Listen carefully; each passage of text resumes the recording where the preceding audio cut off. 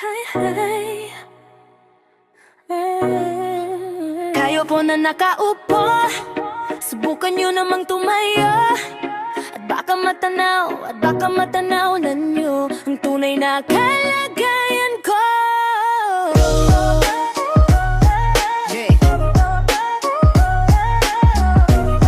Jessie Reed.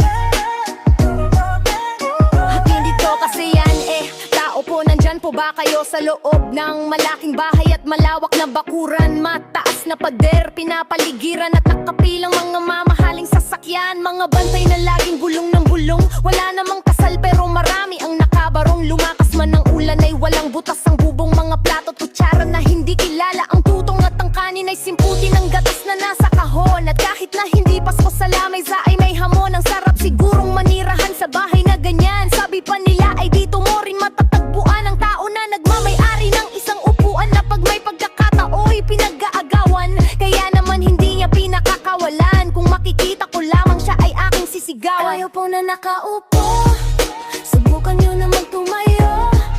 At baka matanaw na nyo ang tunay na kalagayan ko. Kayo po na nakaupo, subukan nyo namang tumayo.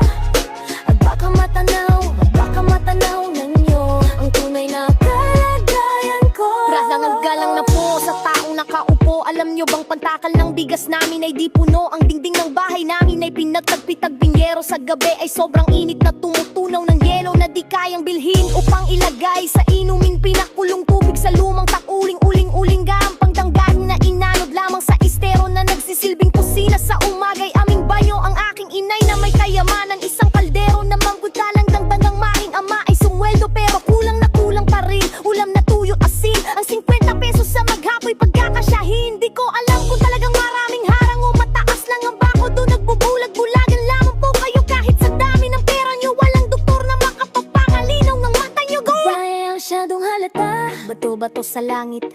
Ang matama ay wag magalit. O bato-bato sa langit, ang matamaan ay